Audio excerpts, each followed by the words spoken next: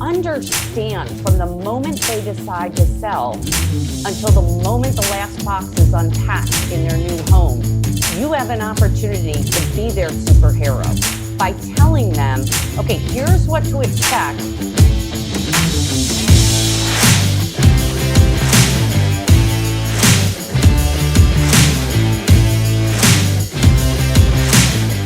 So the big question is this: how do most agents who don't have access to the secrets that the top agents in our industry hoard to themselves grow and prosper in today's real estate environment?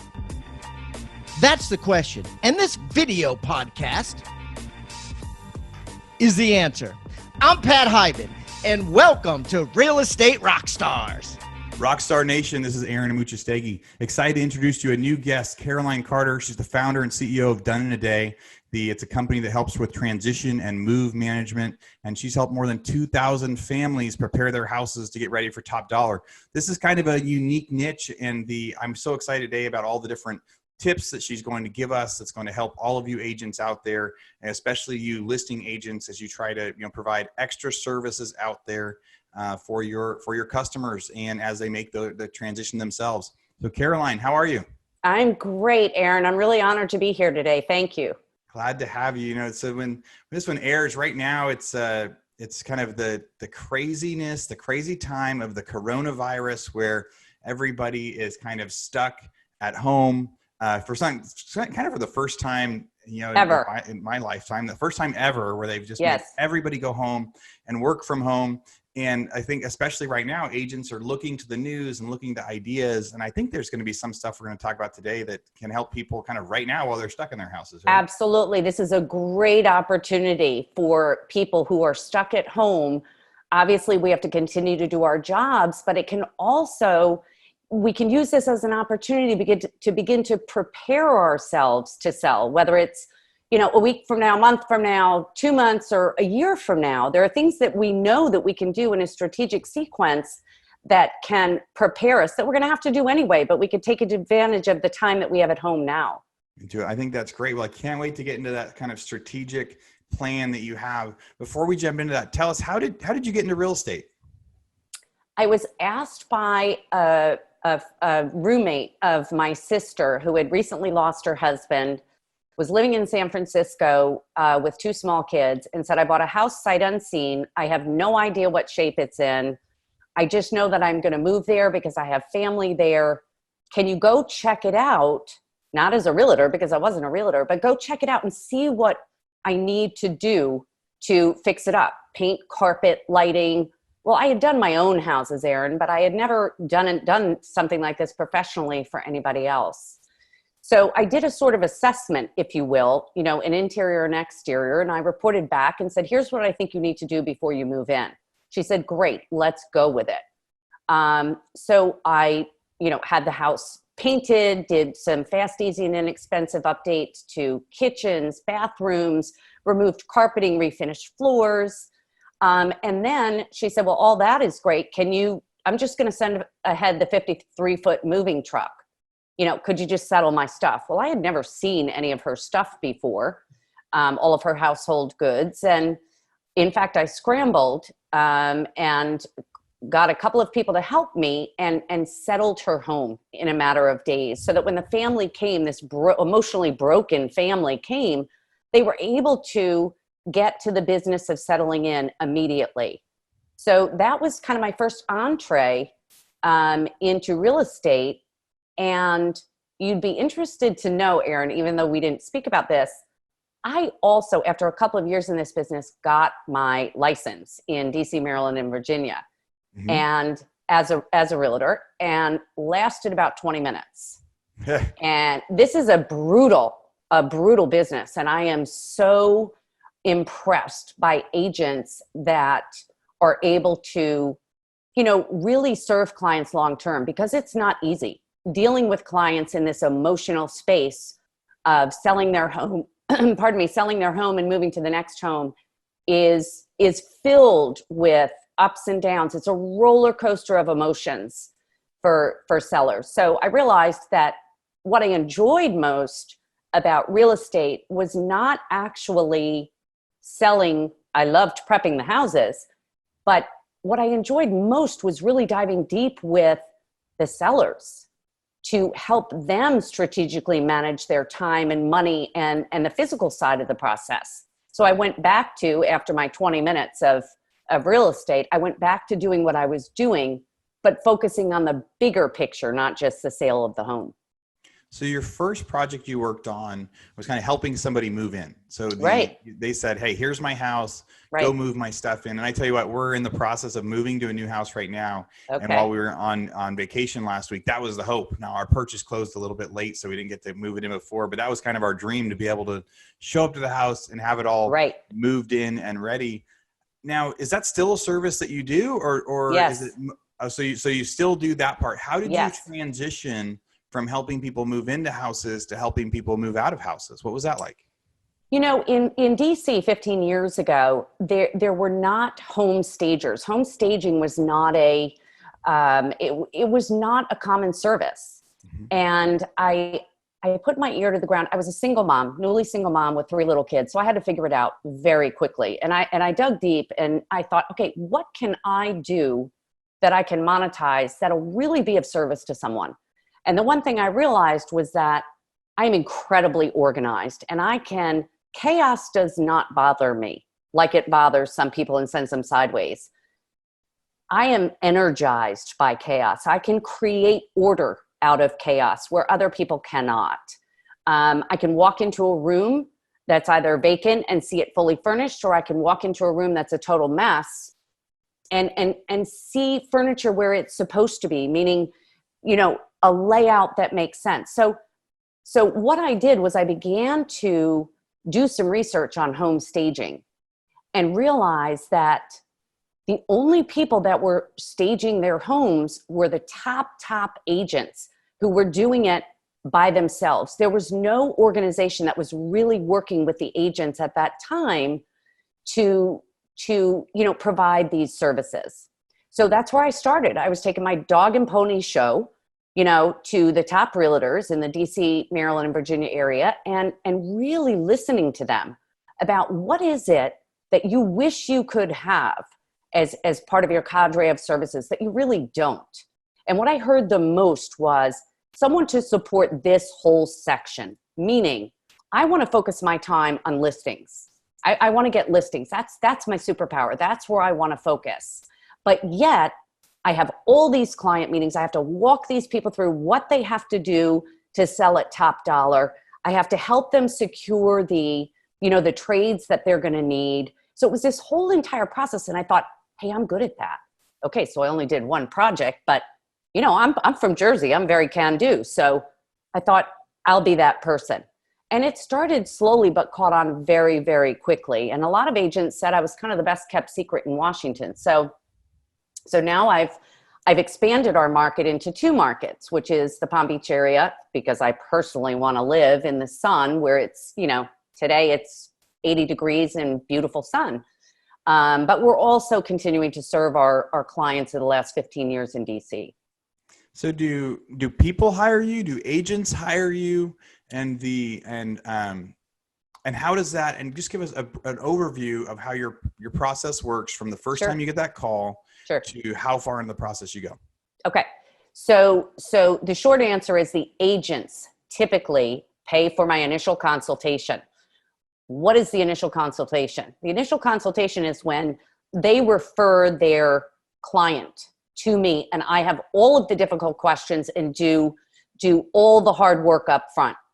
Typically, they do not then need to return to the property until the day we've promised them it's ready to photograph. So what that means is an agent who only needs to go with me once to see how I roll with clients, they refer me to their client. They typically pay the $400 consultation fee for this.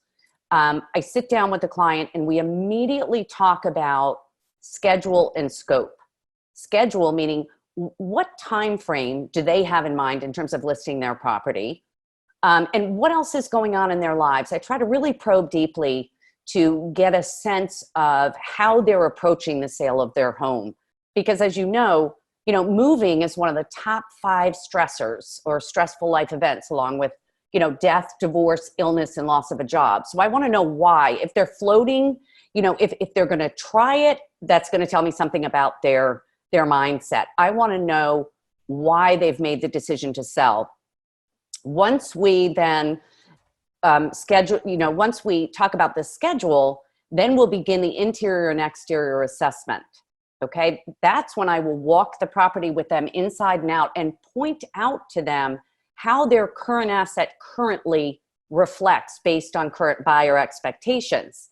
And in order for them to sell at top dollar, they would need to reconsider, or they would need to update, not renovate. It's always fast, easy, and inexpensive updates, because I'm very cognizant that no one has $20,000, $30,000, $40,000 under their mattress. And certainly no one selling wants to spend this amount of money without justification.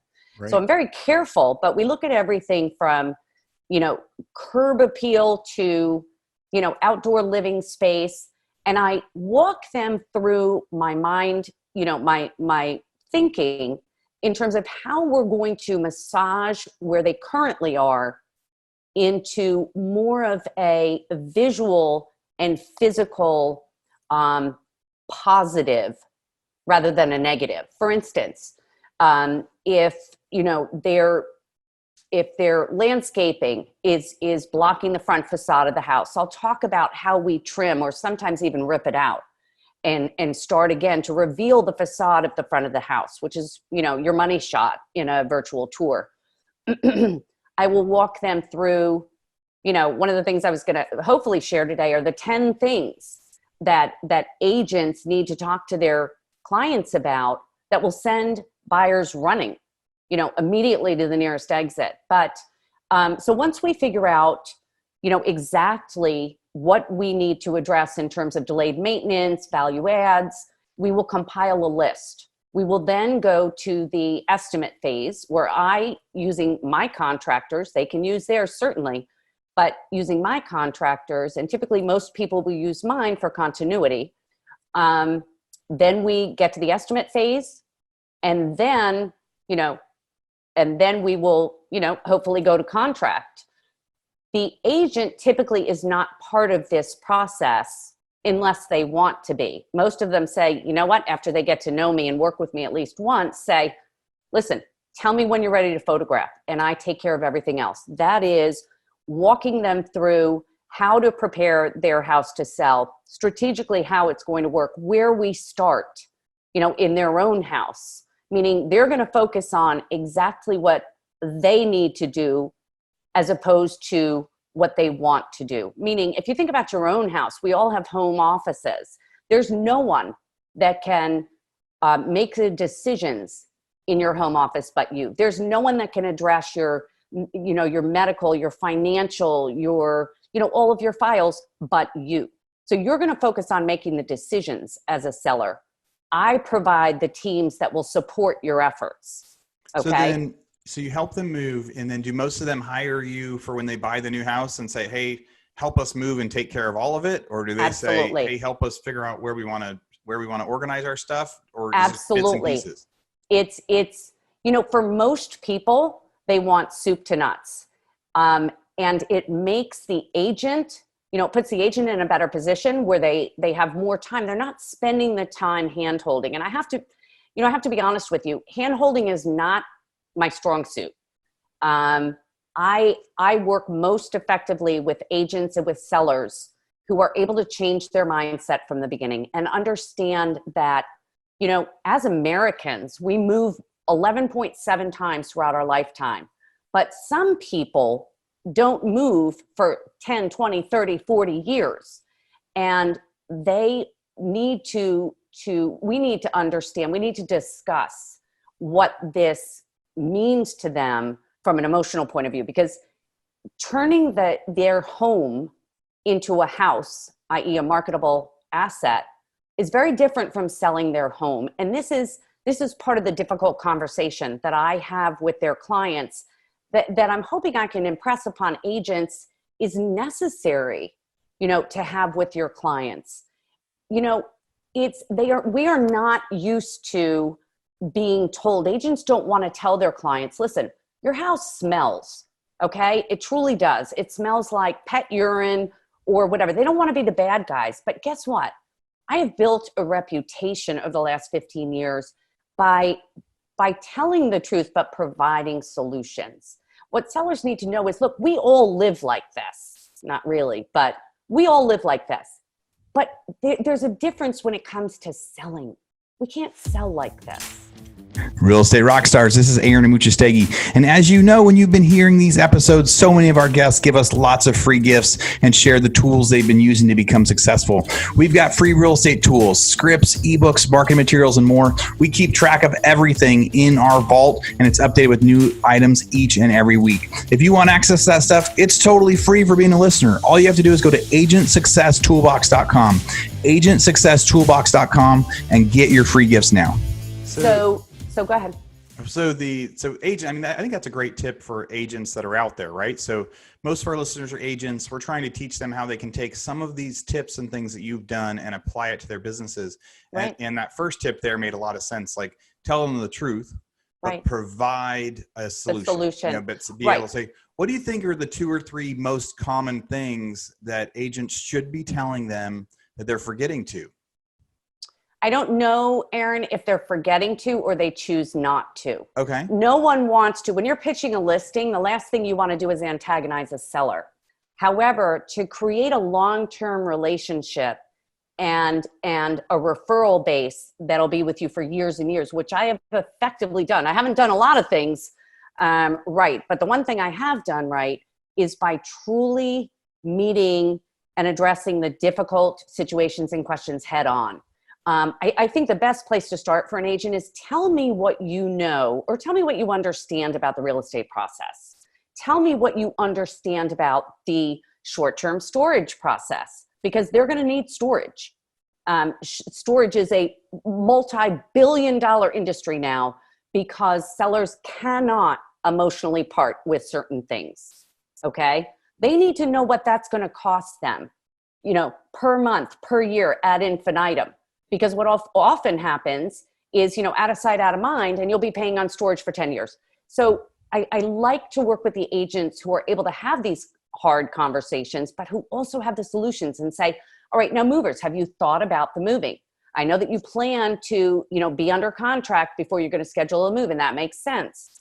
But who is going to be your mover? And here are some, you know, fast hacks I can give you to make sure that you are making the best use of your time and money here. Look out for this, look out for that. I'd love to see agents extend themselves and their expertise beyond the sale. And I totally get that you are not compensated for this. But what I have watched is the agents that do this, the top agents in DC that look at the sale of the property in the context of their total home transition, meaning the sale of one house and the settling into the next house. Those agents are the agents that become the go-to resource. Oh yeah. And We had David Green on here last week, and that was one of the things that he talked about. He had heard as a tip on our podcast and went out, and it was to go help people move. So then he started anyone that he helped buy a house, he would go help them move into their new house. That's exactly right. Load up boxes and furniture and things like that, and help them through that process of actually getting in to it. And that created so much goodwill where he got to meet all the family members, kind of answer real estate questions all day. And it turned into so many things. And so, yes, right now agents are looking for kind of that extra niche, that way that they can find extra things. So what are 2 or 3 of the updates? You talked about, you see houses and here's updates. They're not going to cost a lot of money. What are the most common updates you're seeing where you get the most bang for your buck that you're doing on 90% of the houses, 80% of the houses, something like that? The first thing is paint is the best money you will ever spend. And your first objection, and we've heard it for years, is I just painted. I'm not going to paint. I love my purple dining room. Okay. My eggplant colored bathroom or whatever it is. You have to stop right there because you didn't have those hard conversations in the beginning before you started your tour. And part of the hard conversation is, tell me a little bit about the value of your home. And you have to understand where people's mindset is to begin with. If they don't understand the concept of turning a home into a house, i.e. a marketable asset, their largest asset for many of them, by the way, this needs to become a financial conversation. The problem is the emotional backstory for everyone. Oh yeah. Go ahead. So other than paint, right? So paint Okay. is a good easy one. I think most agents are recommending that. What are one or two other things that almost every one of your houses you're saying we need to update this? Carpet, either remove it to reveal the hardwood floors, or install it so that we're not selling stained, frayed, pet stained carpet. Lighting is critical, as you know. So updating your ceiling fixtures, your lamp lights. I mean, you may have to invest going to a TJ Maxx, a Marshalls, a Home Goods in a couple of lamps, but lighting is critical. Taking down heavy window treatments, and installing, easy blinds, a quick trip to Home Depot. As a matter of fact, most of this can be done from Home Depot, one-stop shop. Yeah. You're going to have to address standing water anywhere interior or exterior, because it literally is an issue. Odor, you have to minimize odor. You first have to figure out where it's coming from and then minimize it. Any sort of delayed maintenance issues. So that sounds a lot like our normal flips, right? So when we're buying houses for fix-ups, we're doing a lot of that where you paint everything, and really you talked about odor. When everybody repaints a house, that settles kind of 90% of the odor issues right there. Not if I had a listing that he was a huge cigar smoker in the basement, and we had to bring in a special company that addressed it actually got into the insulation. So listen, I think that, the best money someone will spend is by looking at their own asset. Don't worry about anybody else's asset. Start with your kitchen, start with the bathroom, start with the overall impression of the space. We can, as agents will often suggest, updating knobs and pulls in the kitchen, updating your lighting, perhaps updating your countertop, painting your cabinets. In bathrooms, we can provide updates without, renovating the whole entire bathroom. And when you're writing up the listing, you can say updated kitchens and baths. What are the examples of those things? What are the cheap, easy updates you do in the restrooms? I will very often replace an old sink with a cabinet from Home Depot. They have the 3-in-1, the faucet, the, granite the granite basin and the cabinet. I will very often reglaze, blue and brown tile and reglaze it all to white and then install new hardware, in a chrome. I will rip out old medicine cabinets. They don't even sell them anymore, like the 13-inch medicine cabinets. And I will surface mount mirrored medicine cabinets. I'll do the same thing with a lighting fixture. You can take off old degraded brass shower doors, the builder shower doors, and install a shower rod in chrome, get new chrome hooks and a white matte lace shower curtain. Install all white towels and boom. Yeah, and then you're updated. So reglazing tiles, is that a big business? Are there a lot of tile reglazing companies out there? You know what, there are, but you really have to look for them. And they are, we're not overrun with tile glazing companies, but it's a very toxic process. So in fact, it takes a day to prep, a day to do it, and a day to kind of air out. And what they do is they vent it from the bathroom window. But it creates a brand new, you can even do the floor. Okay. And if you don't want to do the floor, then what you're going to do is you're going to tile on top of tile, because the most money you'll spend obviously is in the labor. So you can tile on top of tile and raise the threshold, right? Instead of, demoing the tile. So paint, carpet, lighting, flooring, adding shutters where there aren't shutters. Yeah. Replacing outdoor, exterior lighting. So essentially what you want to do is you want to look at that asset and say, how can I, amplify or highlight the assets of the property and visually limit the liabilities. Every house is going to have liabilities, but essentially what you want to do is focus on amplifying those assets visually. Yeah. So you meet with the people, you go through, you recommend these updates, and obviously they're customized for kind of every house and every process. So if an agent wants to start this process, if an agent says, okay, I'm listening to this, I want to do a better job at this. Yeah. You talked about when they first get the listing appointment, that's not really the time where they want to say, hey, it smells and you're going to need to replace your carpet. Do you think they should reschedule for a new appointment and prep them and say, here's what we're doing next? Do you think they Why should waste make time? that part of their listing presentation?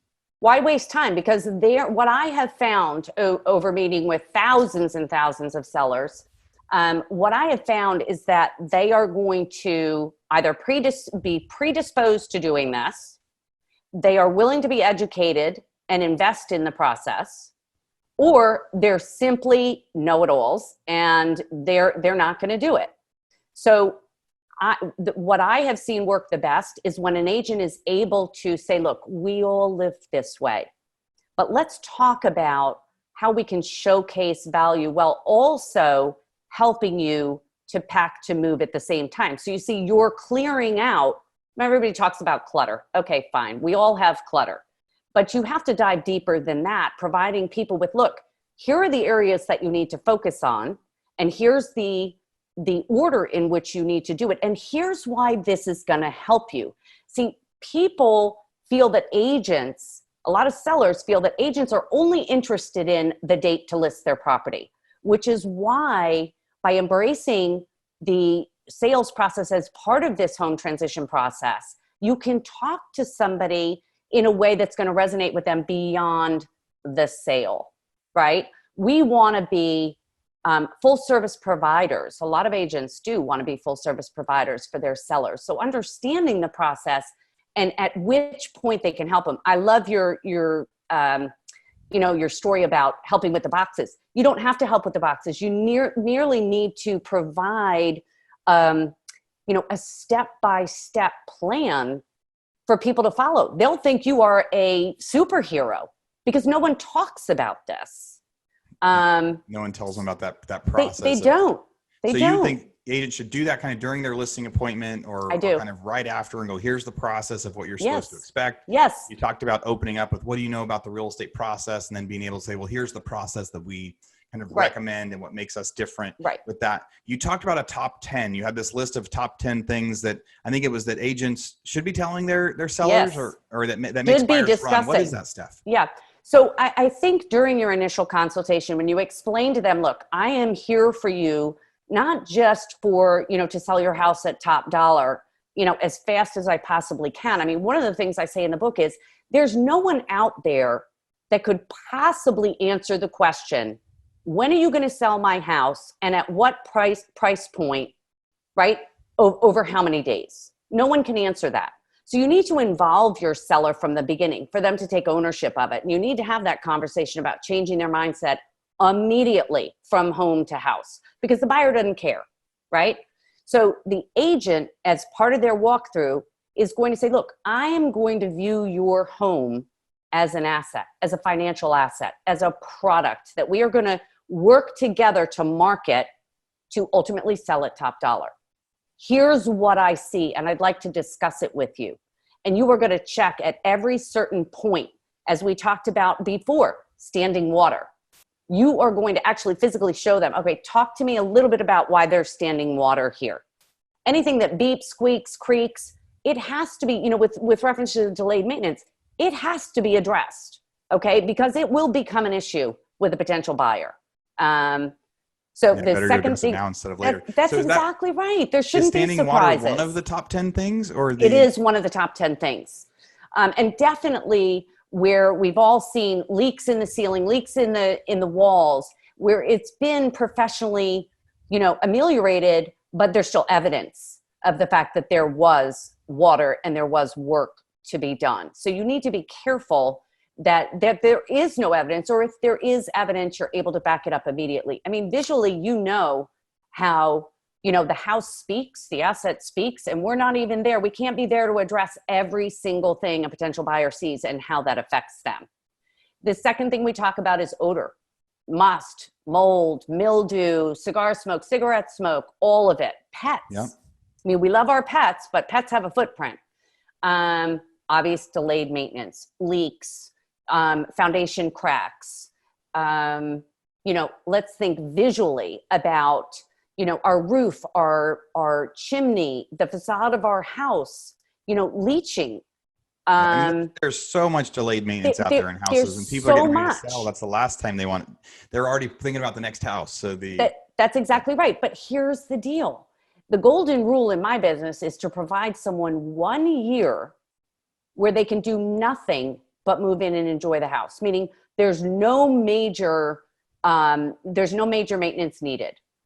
So you will go farther faster in terms of your listing if you're presenting that, right? You move in and do nothing for 1 year. Okay, the next number 4 is signs of rodents. Any kind of rodents, pests, creepy crawlies, anything, because they freak people out.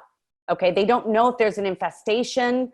You want to make sure that there aren't termites, by your foundation or your fence. And if there are, you want to address them. You can't pretend that these things aren't going to become an issue. Buyers are extremely focused today. They expect perfection because it's readily available on their phones, and they're looking for perfection. It's not until they've seen, X number of houses and they've been beaten over the head and have to really adjust their expectations with their budget that they're able to say, okay, well, all houses are going to have something. Original kitchens and bathrooms. We talked about that. For buyers, that presents as, oh my God, I'm going to have to, redo the kitchen. Listen, there's a lot you can do to remove that from the conversation. As I said before, update. Look for paint, lighting, new flooring, anything you can do to buy a year, right? In those kitchens and bathrooms. Right. Wall-to-wall plush carpet. People don't want it. We've all gone into those homes where the whole entire second floor is this, it's almost like bedroom plush carpet. You're better off installing, a Sisal Berber blend, a low pile that's more in keeping. It's more updated in terms of its look. People appreciate brand new carpet. If there's hardwood floors underneath, rip up the carpet, buff up the floors, and add your shoe molding. Bam, value. Creepy unfinished spaces, attics, basements, storage areas. We've all seen in old laundry rooms, the concrete steps that used to go outside that now go nowhere because an addition was built out. Yep. Make sure that those windows are covered. That freaks people out, the stairs to nowhere. Old, broken, and degraded lighting. Lights that don't work or have broken glass or are missing, lighting sends people sideways. If there are issues with the electrical, all of these things make them wonder if there's some big, huge issue behind what they're seeing. And that's the reason we're doing this in-depth interior and exterior assessment. Number 9 is brass, and more brass. Again, builder brass. Popular ones. Yes, it was popular once, but now we can remove it and replace it. Again, quick trip to Home Depot and we've got chrome or brushed nickel. We seem to change every couple of years. Right now it's chrome, and it's actually a mixed metal, chrome and brass together. But it's not that yellow brass that we saw that the builders used. Okay, it's more of a burnished brass. And then finally, number 10 is old wallpaper and bold paint colors. So people will often spend thousands and thousands and thousands on seller-specific wallpaper, meaning we're designing our homes for us, right? Because we love this paper, we love this palette. But when you go to sell your house, you have to stop talking about you. It's not about you. It's about the buyer. It's about where the buyer sees value. So often a good painter can paint over wallpaper, but you have to neutralize it. This is not a surprise, but you need to have these conversations about these 10 things specifically from the get-go. And you need to figure out, where is your seller? What do they expect? Most sellers will say, well, and I'm sure you've heard this conversation too. Well, listen, I'm willing to do a couple of things, but I'm not willing to spend a lot of money here. I mean, my wife and I have discussed it, and we think that, about $15,000 is fair. And I'll say to them, fair for what? And they say, well, fair to spend the house to get the house ready. And I'll say, okay, I understand that. So we have 2 choices here. we need to adjust your seller expectations in terms of the price point of your house, okay? Because you also need to know where they're expecting to sell it. Well, I've never met a seller who devalued their home. They always think it's worth more than, sure, exactly. So again, that gets back to that initial consultation, having those difficult conversations. Yes, no one has 20 grand, underneath their mattress. But, very few of us live in a house where we're not going to need to spend a little money to package it. So today's, spoiled, visually overstimulated buyers, will relate to it. Yeah. So I think those are great tips. When we go to flip houses, it's kind of the same thing. We try to tell people you want to depersonalize it, right? Because everybody has, if there's special drapes over windows that somebody really had customized, or the wallpaper, sorts of things. Right. People don't want to see someone else's memories. They want to start their own. They don't want to see the names of the kids anywhere. They start their own. So as people get to kind of see that house, you want a fresh slate. You want something that doesn't bring any of that added attention. Sure. Going into kind of the flooring and the different things, being able to have, its own flavor in the house. I like that as advice when you get into there too. But I think as an agent, Aaron, it's your responsibility to be the truth teller. It's your responsibility to say to the seller, okay, I understand that you are not willing to remove, the Hall of Forever, all of your family trips over the last 40 years. But understand, if you do not do that, this may in fact be the reaction. It is distracting. And then tell them exactly, here's what it's going to mean in terms of visual impact on the buyer. Oh yeah. Okay. Go ahead. I think the easiest part of that, when an agent does that presentation, is just being able to visually show them the comps. We like being able to say, hey, if we want to sell your house for $500,000, here's the house that's the same size. It sold for $500,000, and here's the appliances, and here's the fixtures, and here's the finishes. So if we make our house look like that, we're going to sell for $500,000, and if we don't, we're going to sell for less. Right, but here's the rub. It's easy for an agent to say that. A successful agent who wants to create this stream of referrals for years to come is going to say, I have a plan. Here's what you need to do first. Because the first questions sellers ask me is, I don't know where to start. I'm overwhelmed. We're already working full time. We have 3 full kids that take everything from judo to, ballet to, math genius. There's no time. They need to understand strategically and in which order where they start and how they progress through this timeline.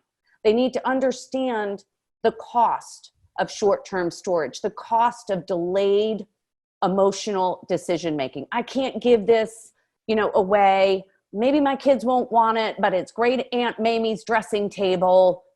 There's a cost for that. There are other options. You take a photo, you put it in a photo album, you celebrate great Aunt Mimi without paying storage. You need to be the voice of reason in this emotional roller coaster. And it is an emotional roller coaster with very high highs and very low lows for these sellers, because, it's like, hurry up and get the house ready. They get it prepped, and then it's the waiting game.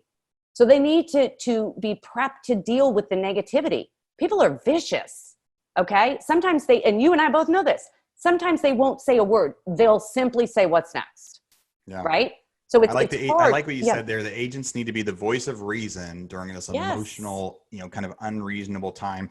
We've only got a minute or two left. Sure. So you talked about that there's a specific kind of process. Is that going to be I know there's a couple free gifts that you talked about. Is that going to be one of the things people can find? Can we jump into that process now, or is that something they should go find out there? Okay. So preparing your sellers for the process is really the most important part of this. What I'm hoping to share with your agents today is to sell until the moment the last box is unpacked in their new home. You have an opportunity to be their superhero by telling them, okay, here's what to expect as we begin the preparation to get your home ready to sell. You need to go through the LA Times says that each of us has over 300,000 things in our homes. Now, some of us more than others. In order to effectively go through this process in an organized fashion, they're going to need to touch each one of those items once and make a decision about it. Are they going to sell it, dump it, donate it, pack it? So once that packing and prep is over, then they're going to go into, what I call no man's land, which is where they're waiting. They're waiting for the market to react about their house. Then they jump into high gear again once they have a ratified contract with a close date. Then they're going into the move portion. So if you can walk them through what to expect, the decisions they're going to be expected to make, both large and small, over the course of this transition, they're going to be better prepared, and they're going to think you are a superstar for pointing all of this out. Even though some of it is negative, just because we don't talk about it doesn't mean it doesn't exist. It does exist for all of us, and it's messy, but it doesn't have to be a free-for-all. That's why I wrote the book. It's to demystify this process. There's a better way to do it, to keep yourself and your family whole. Now, to be their superhero. So what's your free gift? What's that free gift for our listeners for today? So the free gift is, I would love to interact with any of the real estate rock stars who would like to purchase the book, Smart Moves, on Amazon. I'm offering them 15 minutes of my time, which is the greatest gift I can give anybody, to help you put together your own home transition package in your location at the price point that you deal with. I think I can save you hours and hours and hours of time to let you know exactly what you should have in your deck, exactly the trades that you're going to need. And some of the fast, easy, and inexpensive go-tos that are in the book, but I'm happy to share them in terms of paints, carpets, lighting, quick fixes in the bathrooms and kitchens. Awesome. So Smart Moves on Amazon. They buy that book. They can reach out to you. They get a 15-minute essentially coaching session where you'll go through with them and say, hey, if you're selling houses in Denver, Colorado, and here's your price point, here's what your own checklist should be. That's right. Present to those people. And that's then right. How do and they just find you? put the Real Estate Rockstars in the subject line so that I know that you was listening to the podcast today. Awesome. And they can reach me at carolinecarter.com. The website is carolinecarter.com, and I'm on all social media. Cool. I'd love to be of service to your listeners. We will have all those links in the show notes so you guys can see that. So Caroline at carolinecarter.com, plus Facebook, Instagram, all those fun places. Reach out to her, tell her that you bought her book, that you heard about her on Real Estate Rockstars, and she will help get you customized to be able to do that. Caroline, any final thought, anything that, so we said we were going to, at the very beginning, we said, hey, people are at home right now. What's just one or two things that while people are hanging out at home for the next few weeks that they can do if they're thinking about selling their house sometime soon, that our agents can actually put that on their Facebook as a recommendation to potential Absolutely. Start with, and I tell my clients this all the time, start with the most difficult tasks first, the tasks that take the longest. Two that come to mind immediately are our home offices. As I mentioned briefly, all of our files. Yep. You're going to need to do that anyway. As a matter of fact, during the whole entire process when the house is on the market and we're waiting for our offers and the move, you're going to whittle it down to 2 or 3 file boxes that you may take by car. These are the files that you need to function every single day for your family, for your kids, for your business, and so forth. The second thing we can do is create storage within our homes or in our own storage spaces. Get to those garages, attics, basements, storage areas, laundry rooms. Take everything out. Clean it like mad and begin to be mindful in terms of what you're putting back, because this is all going to need to be done. And you have time where you want to take a break from doing what you're doing. Do a closet.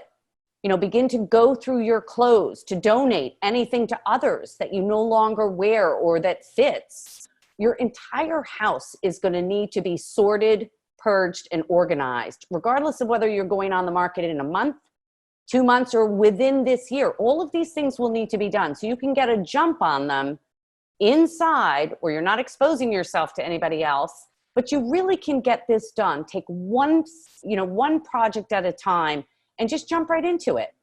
Yeah, I think that's something right now that everyone's at home, everybody has that home office, and even if they're not planning to sell soon, Right. that's a good tip of what some things that people should be doing while they're stuck. I have one more that I think is kind of more fun that our kids can help with too, and that's organizing all of our photos, our photo albums, our photos, our pictures that are in frames. We may want to keep the frame and ditch the picture, or ditch the picture and keep the frame. All of that takes hours, and you are really the only one that can make those decisions. Other people can support your efforts in terms of packing it or, putting it in a box to donate it, but you are the only one that can make those decisions. So use your time over the next couple of weeks to tackle one of the hard areas and begin to make those decisions. You won't be sorry, and you'll get to live with it. Yeah, nice, clean, organized space. It takes a lot of time to do it. It's not physically exhausting. No. But when you're getting ready to move, yes, you're right. That is something that takes a lot of what should I do with this and how, saving that stuff and framing. Love that. Caroline at Caroline Carter. Go check out her book. Go reach out to her on social media and email and see if she can help you come up with your own plan of what you can present to all of your prospective sellers out there to help them be more than just an agent. She said today, be their superhero. Help bring them from the beginning of the transaction, teach them what real estate's really supposed to be all the way through it until they're settled in their new home. They'll give you a ton of referrals. I love that. Caroline, thanks for being on today. Thank you so much, Aaron. It's really been an honor. Right. Rockstar Nation, thank you for listening to Real Estate Rockstars. Listen, I need a favor. If you find this free content helpful, if you find our downloadable items from each guest helpful, please, I need you to pull out your pointing finger. Yes, the one finger that points at people, and hit subscribe. Yes, subscribe. The more subscribers we get, the better we look in the ratings, and the easier it is to get guests like Robert Kiyosaki, Barbara Corcoran, all the players that are on $1 million listing in the different cities. All that stuff makes it easier the more subscribers we get, so please subscribe. And listen, there's a lot of places you can leave comments. There's a lot of places you can like. We're on Facebook. We have an Instagram page. Instagram page is I am Pat Hyben. The Facebook is Real Estate Rockstars Radio. Feel free to leave us comments there. The most popular form of commenting seems to happen on YouTube. Yes, for whatever reason, it's a very open environment. So just go to YouTube and go to Real Estate Rockstars Radio. Leave us comments there. Some of them we will read on the show. We love your feedback. So thanks, guys, and I hope you are having a great day. Oh, and also, listen, if you're going to subscribe and you haven't already left a review on iTunes, please do that too. Have a great day, and thanks so much, Rockstar Nation. I really appreciate you.